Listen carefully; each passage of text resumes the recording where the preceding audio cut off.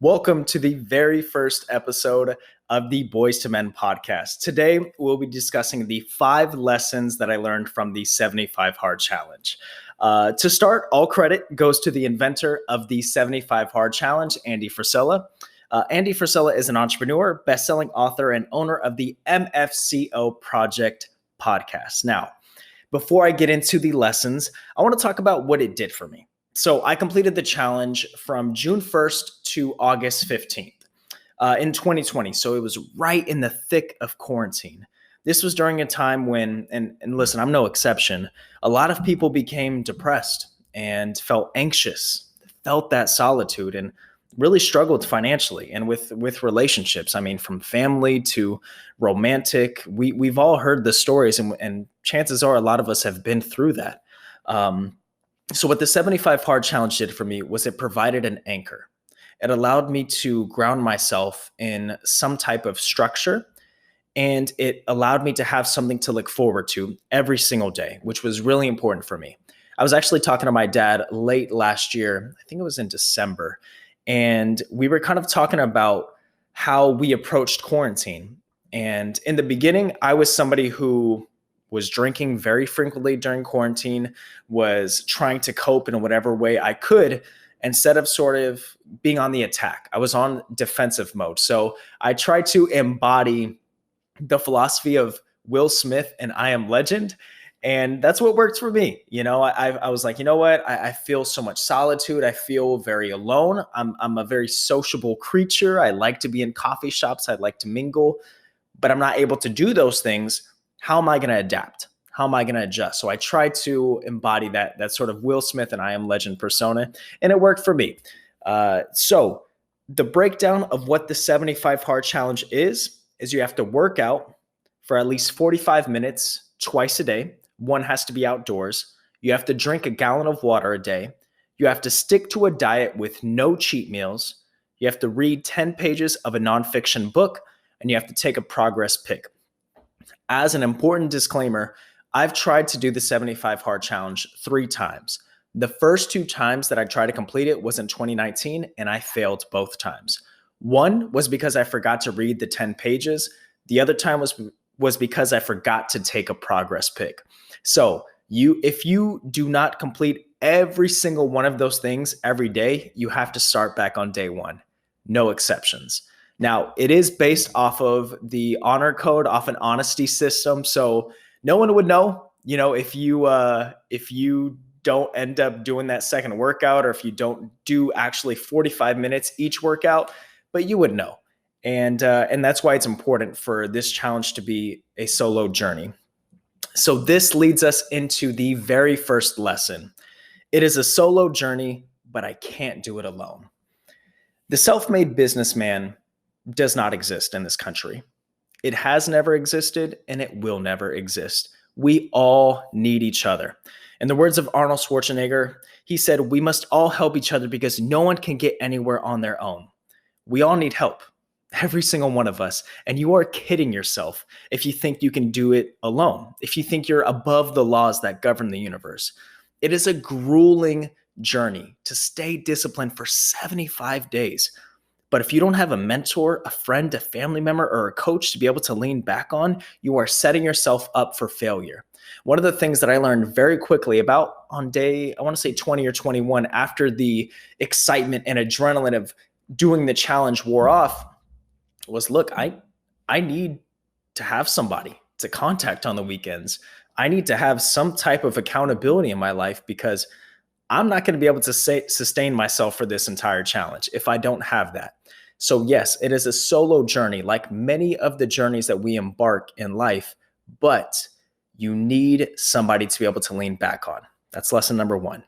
Lesson number 2 was I became hyper aware of my body in the best way. For the people who knew me in college, you knew a man who lived, and I mean lived, off of Top Ramen, Jack in the Box tacos, and the dollar menu at McDonald's. Many weekends were filled with binge drinking, waking up with hangovers, and powering through my days with a bacon, egg, and cheese sandwich or some other food filled with saturated fat. I want to say I'm not putting myself on any type of pedestal. I still eat fast food on occasion, and I haven't cut out all crappy habits. However, especially during this challenge, I started to become hyper aware of what my body needed. And after a workout, I was like, oh, wow, need some protein. During the middle of the day, if I hadn't drank at least 60 ounces of water, I started to feel dehydrated. And these were things that I was never that aware of. I'd never had that level of awareness, that level of keen perception to be able to sit back and say, wow, this is exactly what my body needs right now.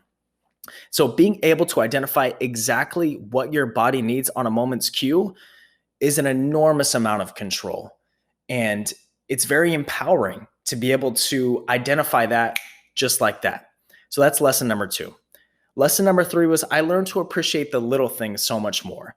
Time is the most valuable asset in the world. It's why many people seek to become rich, to be able to free up their time, give themselves freedom.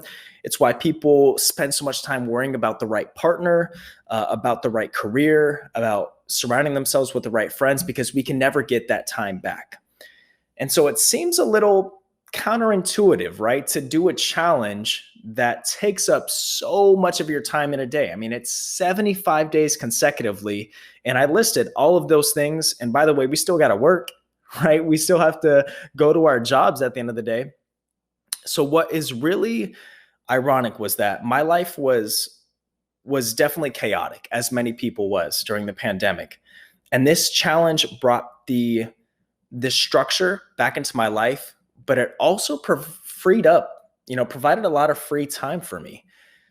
What I realized was that if I was going to accomplish every single one of the tasks during the day, I needed to be structured and disciplined in a way that I had never been disciplined before. So I needed to wake up at a certain time every day. I needed to work out at a certain time every day. And I needed to have all my meals mapped out, or I wasn't going to complete this challenge. And again, this may on the surface level seem like, how is that freedom? I want to be able to do whatever I want when I want. But what you realize is, in the words of Jocko Willink, discipline truly is freedom, because my Saturdays became a lot more available. I was a lot more intentional with the people who I surrounded myself with. And during my free time, I actually enjoyed my free time. I don't know about you all, but sometimes I could catch myself watching Netflix, and in the back of my mind, I had homework that I need to accomplish. In the back of my mind, there was an agenda that I needed to prepare for the next Monday. But I was delaying that. During this challenge, you got to get your stuff done ASAP, or you're not going to get anything done. So during my free time, it was actually free time, and I was able to enjoy it. And what I actually realized was I became a lot more available to the people that I love in my life. And I was able to, connect with them in a better level. I was able to come from a place of love a lot more. So, I learned to appreciate the little things a lot more on this challenge. Lesson number 4, sunlight makes me happy. I think sunlight makes humans happy in general, but during this time, as I mentioned, it was right in the middle of summer. And I mean, 1, I got a great tan, but 2, I realized how happy I was feeling. And I think a part of that was the amount of vitamin D I was getting. In countries and states where sunlight isn't as frequent, it is often reported that people are more susceptible to becoming depressed. Places like Greenland, like Seattle and Portland, because they're not getting enough sunlight. And, humans, we need that. And so, as previously mentioned, the 75 hard forces you to have an outdoor workout. So I would often go running right in the middle of the day. I mean, it's 105 here in the San Fernando Valley, if you're going running at that time. And I don't necessarily recommend that, but it kind of, again, going back to that Will Smith I Am Legend persona, it kind of made me feel like I was training towards something, like I was building myself up, like I was building resilience. And so it was twofold. It was making me happy being out in that sunlight. And it was also a grueling challenge when it's really hot, especially that dry heat here in the valley. So even if it's outside your apartment, or outside your house, wherever it is you live, I truly recommend just getting outside for 20 minutes and seeing what it does for your mood. The last thing is, you aren't owed success. Pay the dues. No one owes me anything. Period. Now, I should end it there, but I'll elaborate. Pay your damn dues every day. No one felt sorry for me when I was completing the 75 hard challenge, and no one should. It was a challenge that I signed up for myself, but it was extremely liberating when I changed my mindset and flipped the switch to, feeling like I had to depend on somebody either for my happiness or to connect with me or go out, and realize that that responsibility falls on my shoulders. It's truly one of the most empowering feelings and mindset shifts that I've ever gone through. And I felt my momentum start to pick up. I felt my mindset change from, can I do this, to, oh, I'm doing this and then some. I want more. I need more. And no one is stopping me.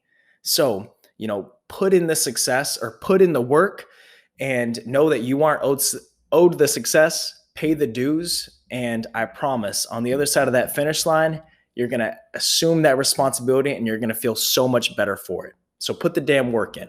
Life rewards it. So those are the 5 lessons that I learned from the 75 hard challenge.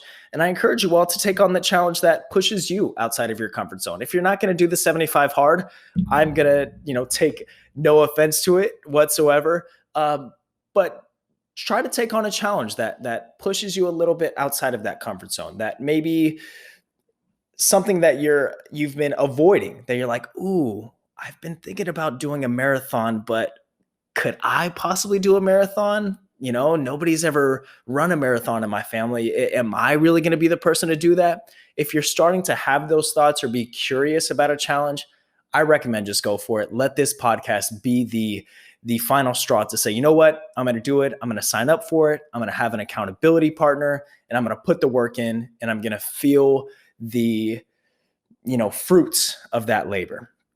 So that is the first episode. I hope you enjoyed it. If you got anything of value or you enjoyed it in some way, my only payment is that you share this with a friend. It doesn't have to be on your story, although it could be on any type of social media, but share it with a friend, a partner, a parent.